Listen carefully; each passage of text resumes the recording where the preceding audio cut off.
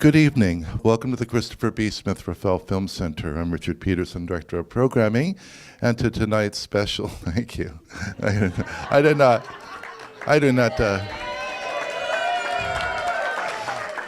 So now I have to pay everybody here? Gee whiz, okay, I don't know if I can afford it. Anyway, but this is part of our Science on Screen series. And we've had this Science on Screen series going on for several years. Topics have ranged from artificial intelligence, neurological issues about the brain, environmental issues. But this program tonight is going to be a little bit different because it's going to be murder. We're going to show the film, and we'll also have a presentation we hope you'll stay for by Angela Rhoades, who studies and teaches forensics. And I guess I say nothing else, but I think we're pretty confident that Angela will slay tonight. Please welcome Angela Rhoades.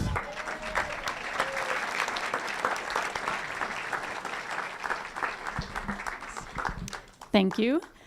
So as he said, my name is Angela. I know you've never heard of me, but I've not heard of you either.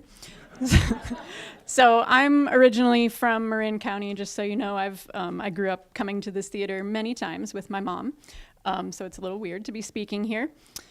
Just so you know who I am and a little about my background, I trained as a biologist, so I have my master's degree in biology. I did several years, about 8 years of genetic research and medical research, mostly at UCSF. So although I never worked as a forensic scientist, I'm very familiar with, the same techniques that are used, DNA and analysis and all that stuff. And then about 5 years ago, I decided to make a career change and become a high school science teacher of all things, because I'm crazy. Yeah. And I actually live in Michigan now, which is a very long story that I won't bore you with. But yeah, so I teach out there, and I've taught all kinds of high school science, but my very favorite is teaching forensic science, which I got to do this past year, and it's so much fun, and the kids love it, and I love it. I've always been interested in true crime, and apparently you all are as well. So I think you'll really love this movie. It gives, it talks a lot about Frances Glessner Lee and her dollhouses, which are so cool, but it also gives you a little bit of background on forensics and some more modern techniques too. So if you stick around after the show, I'll give you about a 20-minute, crash course in forensics, the very condensed version basically of the class that I teach. And if you've got questions afterwards that I'm capable of answering, I'm happy to do that too. So I guess that's it. Enjoy the movie. Stick around afterwards.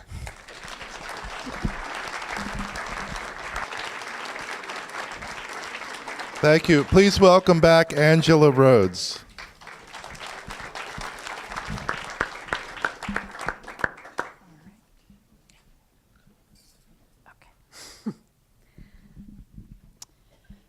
My school just got out on Friday, and here I am doing another lecture already. All right, so like I said, I'm just going to talk to you guys a little about forensics and some of the different aspects of it. Quick, just about me. These are some of the schools and organizations that I've been involved with. I went to Marin Catholic High School. Go Wildcats. Did my undergrad at St. Mary's, and like I said, I worked at UCSF for 7 years doing medical research. Spent a lot of time with DNA, which we'll talk about a little bit later, and then transitioned to education through something called the Woodrow Wilson Fellowship, and now I teach at a high school in Michigan called Forest Hills Northern. So that's me, that's my life. So a few of the things we'll talk about now, the history of forensics, just some of the major milestones. It's a pretty young field of science, really. Some of the techniques, the reality of it versus, the fiction that we all see on TV. Some of the more interesting cases that have been solved with it, and then sort of the future and some of the techniques that might become, reality in the future. All right, so some of the basic history to be aware of would be that early criminal trials were mostly based on forced confessions and hearsay, just, what people said. And then starting in the 1700s, we saw a new emphasis on actual evidence and logic, and not just whether someone floats or sinks and is a witch. So the 1830s is really when we started seeing some of the modern forensic techniques that we still use today. So 1832 in England, a doctor developed a test to detect arsenic in stomach contents, which is really the beginning of toxicology. Just a couple years later, they started realizing that bullets were unique to guns. The way that a particular gun fires a bullet is going to be actually unique to that firearm. So that was the beginning of ballistics. 1883 in Germany, they developed a blood test to tell whether blood came from a human or an animal, which obviously is important if you find blood at a crime scene to actually know, is it human or is it just, some cow? And 1892 in Argentina, so you can see this was a very international effort. That was when they first realized that fingerprints are unique to a person and no two people have the same fingerprints.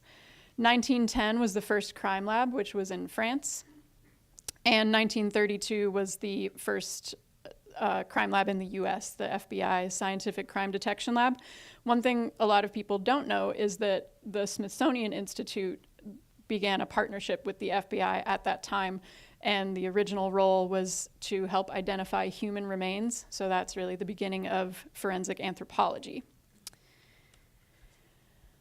All right, so Grandma Lee, we heard a lot about her in this movie. Frances Glessner Lee, as they mentioned, was born in 1878 in Chicago to a wealthy family, and as they mentioned, was not allowed to go to university, was educated by all private tutors. One thing that I didn't realize when I was watching the movie until I looked it up was that she actually didn't become interested in crime and, the beginnings of forensic science until she was in her 40s. 1922 was when she met that friend of her brother's they mentioned, George Burgess McGrath, who was a future medical examiner.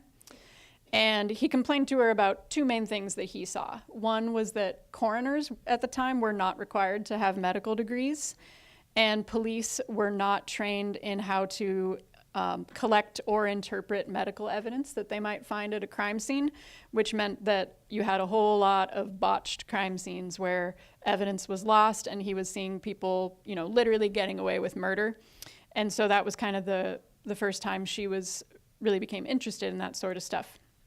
1943, when she was already in her 60s, was when she started making the nutshell studies, which I just love. They talk about in the movie how she used, all her fancy, refined lady skills to make, these very morbid things. But the amazing thing is that they are still used as teaching tools, as they talked about in the movie. One thing that they didn't really explain, I thought, was that I was curious, were these real cases or was she inventing them? And it's a little bit of both. She blended details from real stories, but she mixed them up. So something that in reality was a homicide, she turned into maybe a suicide, or something that was actually an accident became a homicide. And the goal, of course, was to just help investigators learn to identify and collect evidence in a systematic way and really to notice the details. So still today, the goal of crime scene investigation, of CSI, is not to solve the crime. Obviously, that's the end goal. That'd be nice.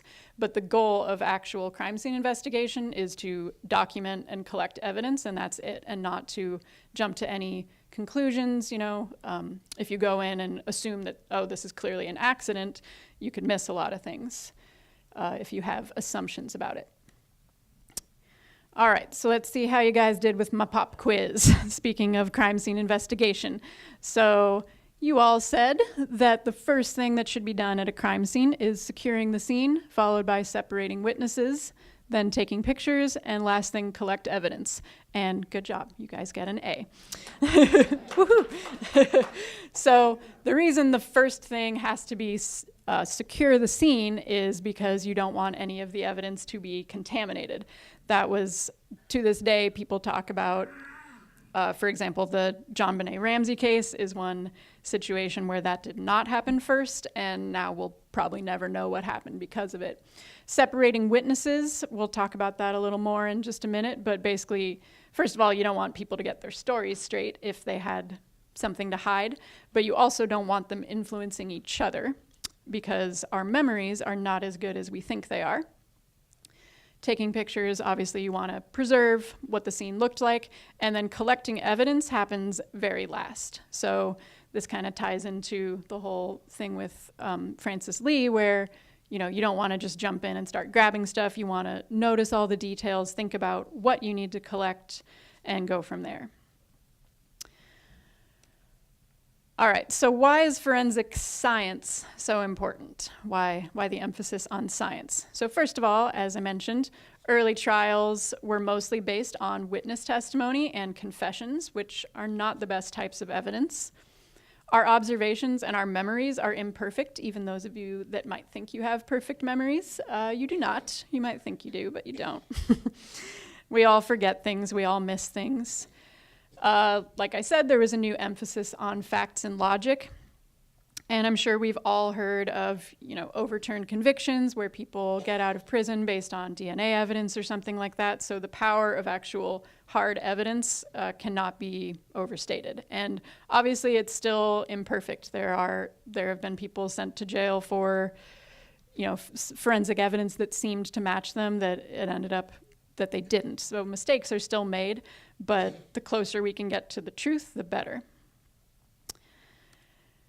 As far as types of evidence that would be collected or that would be heard about during a criminal trial, you'll hear about this a lot if you watch, any sort of crime show. Direct evidence versus circumstantial evidence, and sometimes they kind of act like circumstantial evidence is not so good. Oh, it's only circumstantial, but that is not correct. Direct evidence is really not the best evidence, and I will tell you why. So if you hear this term, direct evidence, what that actually means is that it's some sort of observation or firsthand testimony. So something that someone saw or heard firsthand. That could be great if someone is telling the truth and remembers what happened, but we've also seen many times that that is not so great. So first of all, false confessions do happen due to people being manipulated, being exhausted after hours of police questioning. People with diminished mental capacity often are the ones that give false confessions in some of the more high-profile cases we've seen. People also give untrue testimony for a lot of reasons. Maybe there's some sort of reward for information. Maybe they're being pressured. Maybe the officers are asking them leading questions. So for example, the little picture of the car up here, they did an experiment where they said there were two cars that bumped into each other at a stop sign, and they asked one group of people that saw it, how fast was the red car going when it bumped into the other car, versus asking how far was the red car going when it smashed into the other car. And just based on that one word, people would give vastly different answers. If you use the word smash, they're going to say, oh, it was speeding 60 miles an hour when it wasn't. People also do not have as good of memories or observation skills as they think. And a lot of things can play into this, just being human, but also your emotional state at the time, the things that you are paying attention to. We pay attention to things that we're more interested in. You can miss a lot. And then the last thing is something called the misinformation effect. This is basically where you end up having a deeply rooted memory that is not true based on maybe something that someone else said or asked. So we saw this, or we believe we've seen this in a couple of high-profile cases. So Stephen Avery, the first time he went to jail, and a guy named Ronald Cotton. There's a book about it called Picking Cotton. In both of those cases, women accused these men of assaulting them. They were completely sure that they had the right people, and then DNA evidence later exonerated them. And they both said that after they originally picked the people out of the lineup, that the officers said something like, oh yeah, that's who we thought it was. And then that makes their memory that much stronger. And, it was an honest mistake, but, these things happen. All right, so I'm going to give you guys a little awareness test. This is just a quick YouTube video. It's going to give you an observational task. So it'll tell you what you should be watching for. So let's see how well you do.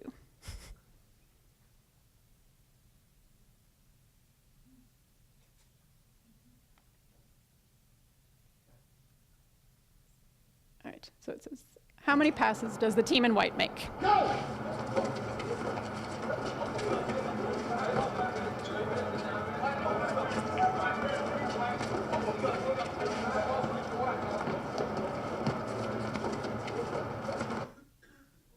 The answer is 13. Who got 13?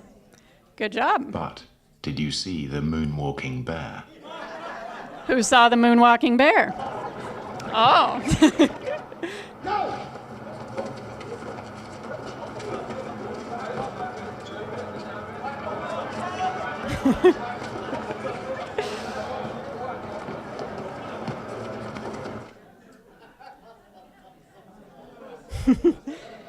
So as they say, it's easy to miss something you're not looking for.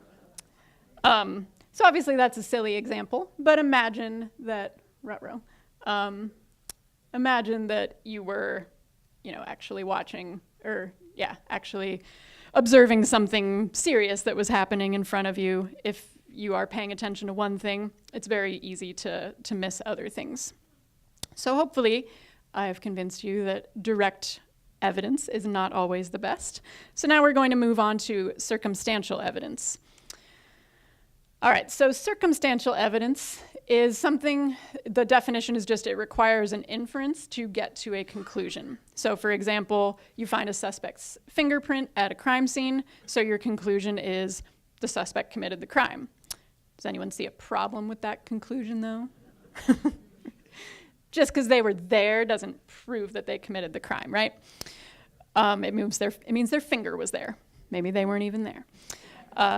But circumstantial evidence, all types of forensic evidence count as circumstantial. Blood, DNA, fingerprints, literally everything that is scientific evidence is circumstantial. Unless you have a video of a person committing a crime, all you can do is make an inference. However, in today's legal cases, circumstantial evidence is now typically sufficient for conviction if it's presented by an expert witness. So if you watch the crime documentaries, I'm sure you've seen Dr. Henry Lee pop up a bunch of times. He's a blood spatter expert, and there's only a few of them in the world. There's only a few people that are considered expert witnesses in the different fields, but people, as they mentioned in the movie, are starting to believe in science over just what people say, which I think is a good thing. All right, another way to categorize evidence is defining it as either class evidence or individual. So class evidence just means it points to a group of people or a group of things, which can be used to eliminate suspects. So for example, blood typing is still done even with all the advances in DNA.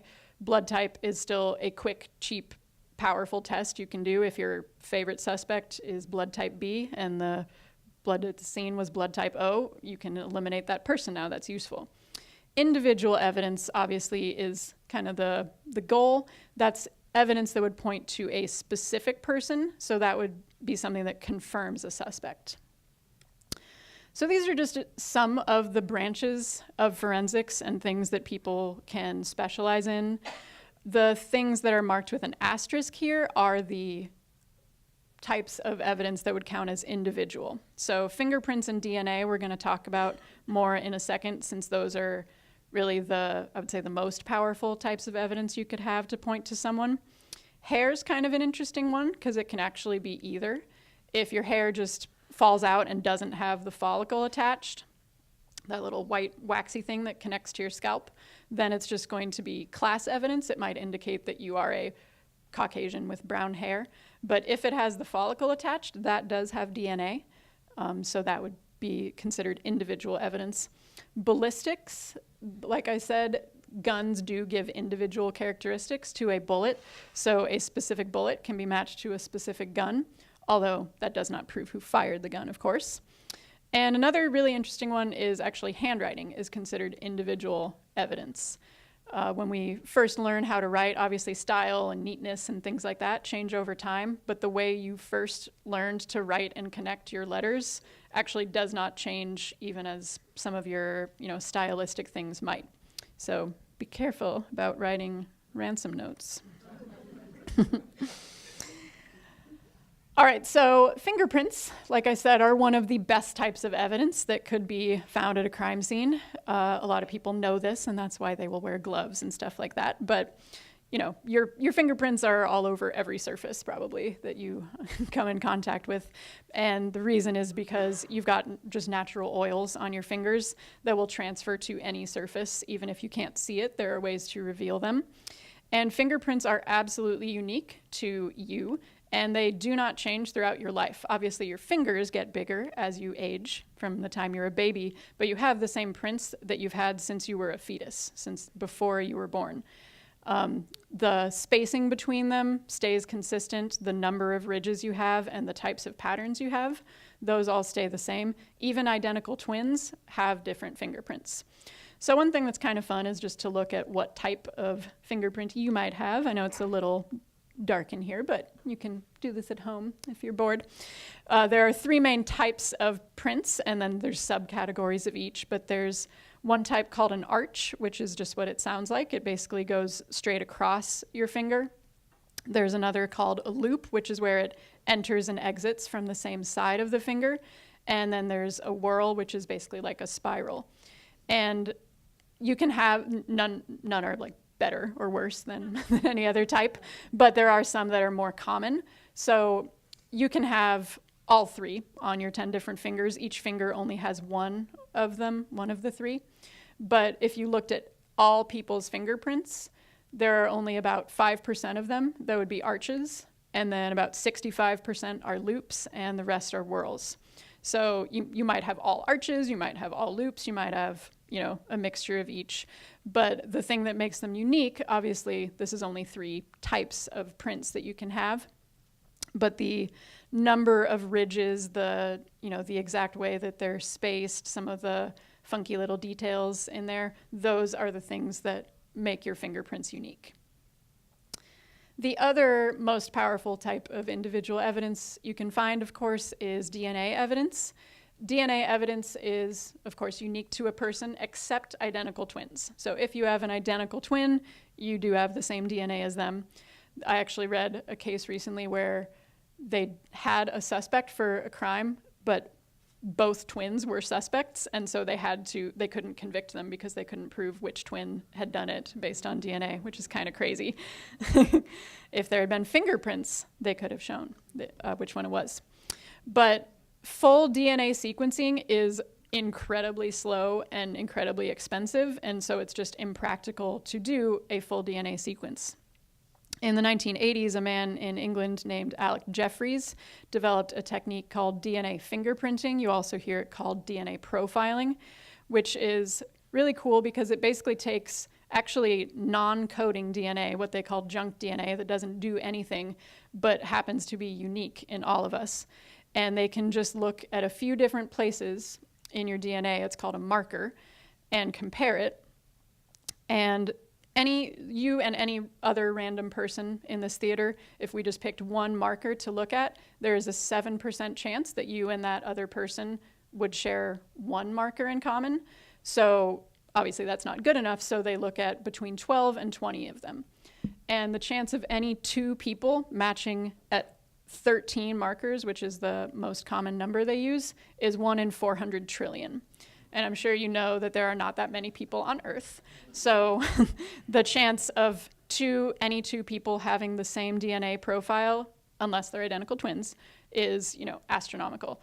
So this is a much quicker way to do DNA matching, basically. Obviously, the problem with both this and fingerprinting is that unless you have a specific suspect in mind, there's not a registry that has everybody's DNA. We don't all have our fingerprints on file either. So if there's not something to compare it to, they can be at a bit of a loss. All right, almost done. So reality versus Hollywood. They talked about this some in the movie as well. When you watch CSI and things like that, it is semi-realistic in that the science is good, the techniques do exist, but it is much slower. So processing, a DNA sample could take weeks or months, not a couple hours. Also, most labs are not going to have all of those techniques. They'll have to outsource some of the work, send it to the people that do fingerprints, send it to the people that do this or that.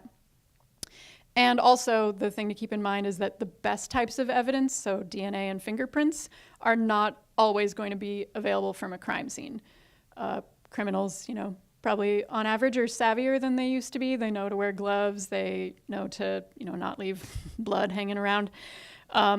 Or depending on what exactly happened in the crime, they might not leave DNA behind.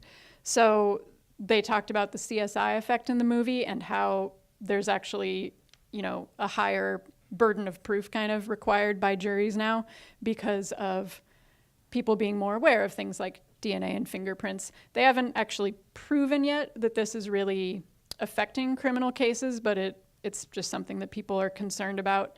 I think, like they said, it's always good for people to be more educated about science, to understand the value of DNA and things like that. So I think overall it's good that there's shows like this. Just, if you're ever on a jury, be reasonable about what you expect to exist for evidence. That said, I do have a few examples for you of some really crazy cases that were solved with real forensics that are definitely stranger than fiction. All right, one of them, this happened just a few years ago in Denmark. So a man was arrested for being a sex offender, and they found child pornography on his computer. And then, of course, the question is, all right, this guy's a scumbag. Who took the pictures? We want to get that guy, too. So they zoomed in on one of the pictures, and they found this pill bottle in the background, and it had a name on it, Stephen Keating. And then that's not enough evidence, though, that he necessarily took the picture. It's just a pill bottle with his name on it. And then they were able to zoom in on it enough to actually get a fingerprint off of the picture of the label in the photograph. And indeed, it belonged to Stephen Keating. So they arrested him, they rescued the children, and he's now rotting in jail. So good for them. I'm sure they were shocked it worked too. All right, another example. I believe there was a forensic files about this that was pretty good. So this guy flew from Bakersfield to Columbus to visit his brother so that he would have an alibi. He rented a car in Ohio, drove back to California, murdered his whole family, then drove back to Ohio and was able to say, I was in Ohio the whole time. I flew out here, I didn't fly back. Rental car and flight records indicated he'd been in Ohio, even though, of course, as we know, the spouse is always the first suspect. But then they analyzed the bugs that were on his rental car windshield. And some of the bugs were Western species that would have only been in California. So they were able to nail him on that. Yeah, pretty cool. And then another one, this is good. There's also a forensic files about this. This happened in 1996. There was a young teenage girl, Richeza Williams, who was found in Pennsylvania, murdered. And they found a little piece of chewing gum by her body, which obviously was old and dried out, but it had some tooth marks in it from whoever had spat it out. And they did have a suspect, a guy named Corey Mayweather, who of course denied involvement. They weren't able to prove that he had been there. And they knew that, people knew that he was always chewing Big Red, which obviously is red gum. And so they sent it to a forensic odontologist who made a mold from the gum and then had a mold of his teeth, and it was a perfect match, and then he ended up confessing, and so they got him on that. So those are just a few of, the crazier, more interesting examples, but all these things, all three of these would never have probably been solved. These people probably just would have walked free if it weren't for modern forensics. Some of the techniques that might be coming down the pike someday, maybe not too far in the distant future. So like I said, fingerprints are really good evidence, but if you don't have something in a fingerprint registry to compare it to, you're kind of out of luck. However, like I said, we all leave fingerprints behind just from your natural oils on your hands. And so something called finger mark analysis is developing now, which is basically by analyzing the oils left in a fingerprint, you might be able to tell something about the person's diet, metabolism, drug use, maybe even some, physical traits they might have, so that even if there's not, a criminal or someone who's been fingerprinted before for whatever reason, if their fingerprints aren't out there, you could still have some clue of who the person was. Similar to DNA, if you don't have a DNA profile for a suspect to connect it to, there's something called genetic profiling, which is where, kind of like 23andMe sort of stuff, where you could say this person is more likely to have blonde hair, this person most likely has brown eyes, stuff like that, so that you could get some sort of physical description of the person who left the DNA behind, even if you have no suspect to connect it to. Similar to that, bacteria can also be used. So we all have our own unique microbiome, the bacteria and fungi that are living on your body all the time, which is kind of gross to think about. They are unique to each person, so that could also leave some clues. Fluid analysis is based on RNA, which is kind of the cousin of DNA, can actually help determine the source of a blood. So if blood is found, did it come from an organ? Did it come from a vein? Things like that. And then the most crazy and hard to believe that it is real is pre-crime policing. So sort of thing, kind of Minority Report, sci-fi sort of stuff.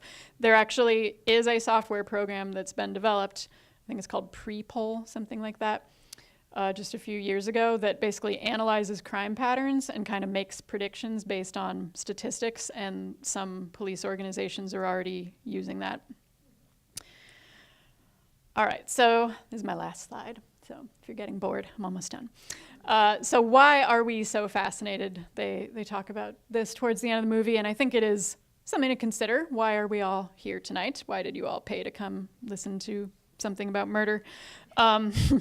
Obviously, this has been something people have been interested in for a long time, going back to Sherlock Holmes and Agatha Christie, and everyone loves mysteries, right? But recently, in particular, I think the true crime thing has sort of exploded, like with things like Serial Season 1 and Making a Murderer and all those things that I always clear my weekend when a new one of those comes out on Netflix.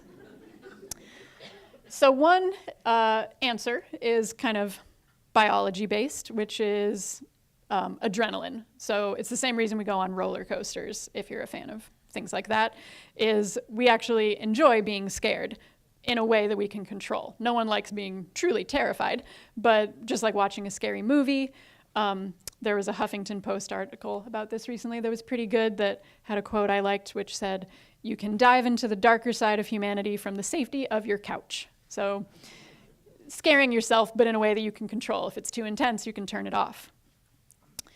I think for some of us, I think this is kind of one of the reasons I read a lot of true crime and watch those shows and stuff, is that, we all know that danger is out there, and maybe we can make ourselves safer. Being aware of what people are capable of, knowing that you should lock your doors at night, things like that is maybe another reason that it appeals to us. And then I think the last reason is just satisfaction. We all love solving a puzzle. We love justice being served. That's why I love studying and teaching about forensics. Is I just think, obviously I'm passionate about science and I enjoy learning about true crime. And if science can help, clear an innocent person or convict a guilty one, I think that's just about the best thing we can hope for. All right, so that is the end of my talk. If anyone has questions, I can try to answer them. Thank you. Yes. You say fingerprints are unique and don't change, but what happened in Argentina in 1892 to irrefutably establish that? That made someone, that is an excellent question. How did they first figure out that fingerprints are unique? I believe that it was taking fingerprints of suspects for some reason, and then realizing that different criminals had different ones, or it might have been, I don't actually remember exactly why it happened, but you know, someone noticed it. Anything else? Any of like the techniques that they talked about that we wanted to learn more about? Anything? Yes. Do the dollhouses have actual solutions? Yes. So the man that they were interviewing in there a few times, he said he does know the solutions. He just won't tell them. Yes. I'm curious, with the 23andMe and Mm-hmm. that thing, if I had mine done and my brother had his done, Mm-hmm. he has some different results, obviously, probably from my father's side, Sure. and I think it's from my father's mother's side. Mm-hmm. It might be different, and so there's no way any of that would show up on my side. So anybody shares 50% of their DNA with a sibling. So different genes would have, from different grandparents, basically, any differences between you and your brother. But one thing that I'm sure you guys probably heard about this based on the fact that you're here, a site similar to 23andMe was actually how they originally got the lead for the Golden State Killer that they just arrested, because one of his distant relatives had submitted their DNA on that site, and it was the closest DNA match to the DNA they had from the Golden State Killer, which is pretty crazy. So that's how they were able to backtrack it to him. So not saying that you or your brother committed a crime, but but yes. So things do run in families, but there will also be differences between you and any sibling that might be traced back to you might have inherited one grandparent's eye color, whereas he inherited a different one's.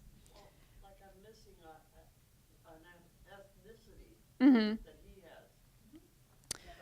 Right. That is odd. So one thing to keep in mind is those tests are not 100% accurate, because they're still building up the database, and sometimes people will know that they are 100% Italian, and it doesn't even show up in their profile because of human migration, I think, and back at an ancestral level, some of the results end up kind of goofy. Yes. I think Ancestry addressed that. Mm-hmm. Something with this sister that thought she was the most Irish of all of her siblings, and she turned out to be the least Irish because of the way you inherit. Yeah, the traits that would be associated with that, like, country or whatever. Yeah, I think that's how they do it. Other things? Yes. This is about your teaching side. Mm-hmm. And have you noticed anything about your students? This is a very analytical Mm-hmm. process, and it really the student can't just memorize. They really have to engage with the topic. Yep. How do you think that affects their learning overall? Have you seen anything about the teaching this way that you teach affecting the rest of their learning? That's a great question. I like to think that it does.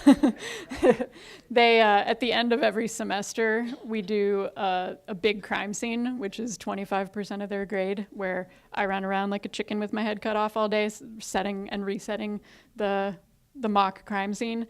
And it's actually kind of cute how careful they are and how they follow the rules of crime scene investigation.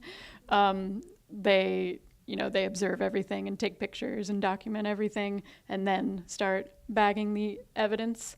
So I think compared to, how they are at the beginning of the semester, just as they learn more, they definitely take more time and don't jump to conclusions as quickly and think about different types of, evidence that we've learned about.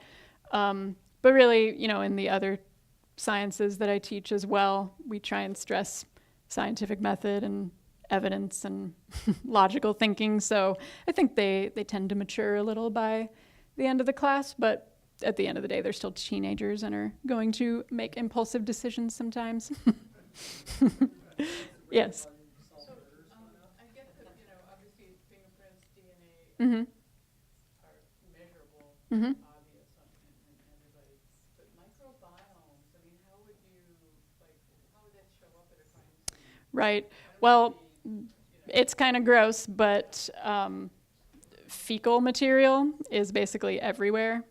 If you've ever watched Mythbusters, they did one about that, about the cleanliness of bathrooms that I recommend you don't watch if you are easily grossed out. But so basically, if you spend any amount of time anywhere, your microbiota are going to be there, basically. Yeah. Did you have a question? No. Okay.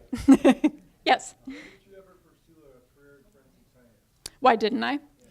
I think if I was going to go back and do it all over again, I think I probably would.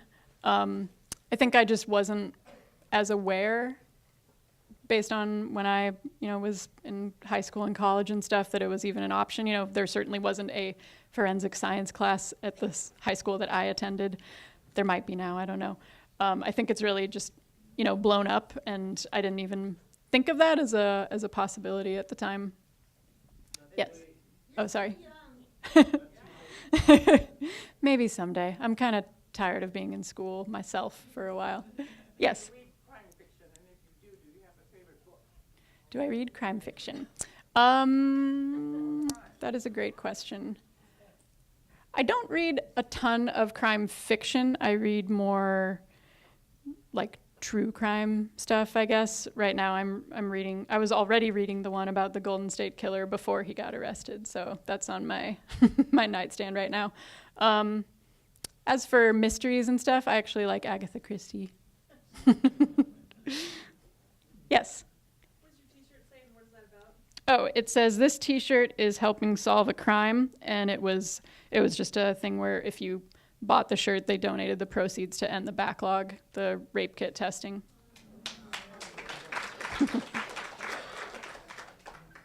Other questions? Yes. You talked about using photographs, Mhm. but photographs are now they're not using film, Mhm. they're digital. We're getting better and better and better at being able to manipulate photographs. Mhm. So what's happening in the development against that? To counteract it. To have things not, we have enough problem with things being planted on people or Mhm. them being indicted for something that they didn't do or by. Right. That is an excellent question. One thing that I do know is that if you watch CSI and things like that, they'll always talk about enhancing a photograph, and that's not really something that they can do. You can't make a photograph have better resolution, than it already did. As far as, manipulating it to contain false evidence and stuff like that, I really don't know. I'm sure that it's going to become a problem at some point, but I actually don't know. It's a great question. Yes. Are you familiar with Mary Roach's book, Stiff? And do you Yes. use it at all in your class? That's Um, a little too gross talking about autopsies. It does mention the body farm. So yes, I love Mary Roach. She's my favorite science author.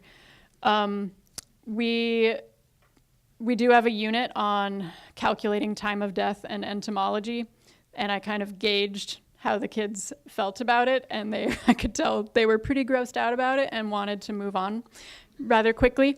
But I actually didn't. I think next year I probably will have them read some parts of Stiff. I tried showing them the documentary about the body farm, and they could not handle it, but her writing is so good and funny that I think I might have them read some of it next year.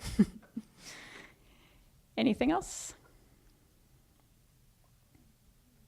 Yes. I've always wondered about the dental records. Mm-hmm. I just remember that always being my big thing, and I never could figure out how they found the dental records. You mean like when they need to confirm? Every dentist, I just never. Yeah. I think it's probably easier now with, there being digital files and things like that.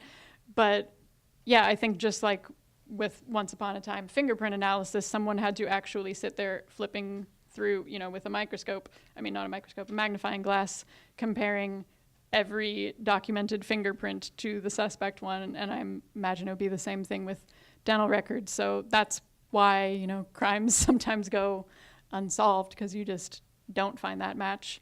And then teeth are sort of, they are individual-ish, but there are people there was a forensic files about a guy who was convicted on a bite mark, and it ended up being overturned when they proved with DNA that it wasn't him. So it can get you close to a match, but it isn't 100% match. But yeah, as for how they match it up, I think it takes forever. And that's one of those things where you would probably have to have a suspect in mind to have any hope of finding the person. Yes? Hi. Hi. I just wanted to say, my friend and I were in Washington, D.C. and stumbled upon an exhibit with, Was it the dollhouses? it was the dollhouse. We had no idea. You must have been there was it in the fall of this past year? Anyway, it was absolutely fascinating, but the thing I wanted to say was, if you look at this documentary, Mm-hmm. imagine them smaller than what you probably think they are, and they had little tiny flashlights, underneath each one, and the people were fascinated looking at, and they said this was highly unusual for us to be able to see them because they're constantly in forensics Mm-hmm. being used. And I think maybe there were one or two that was not there, but there's 18 total, right? I believe so, 18 or 19. Okay, so we saw 18, there's 19 total, evidently. But I just wanted to say, they did show that the stockings on one of Mm-hmm. the little dolls was made with, like, little pins. Imagine that. These are Wow. extraordinary things, and we felt really lucky to stumble on. That's so cool. Yeah, I was really bummed when I went to Washington, D.C. last year, just about a month or two before they were on display, so I didn't get to see them. And yeah, most people don't, so you're very lucky. That's very cool. Yes? It seems that DNA, the people that go after capital, people that are convicted of murder, Mm-hmm. it seems like when they get DNA evidence, it seems like of all the cases, they overturn a substantial portion, like a quarter Yes. or a third. Do people go back and try to figure out what they did wrong forensically in those cases? Because they would be really useful data. I hope they do. I know that, yeah, there's the statistics on, the number of people that are in jail or on death row and end up being innocent of the crimes they're convicted of it's kind of scary. I think it's just, like with anything, science makes mistakes too, and maybe people used to convict more based on emotions or, witness testimony and things like that, and people can always be wrong, even scientists. So I hope that they, are doing studies on what leads to those sort of things happening, but it's definitely a problem. You have a whole defense community that has their own experts Mm-hmm. for that reason. Yeah. Yes. This isn't a question, it's just a random coincidence. My dad was an entomologist in Bakersfield. Really? Was it in 2003? That's very cool. Yeah, entomology's pretty interesting. Kind of gross. Bugs, right? Bug collection, actually. Wow, that's amazing. Anything else? Oh. All right, thank you guys. You were a wonderful class.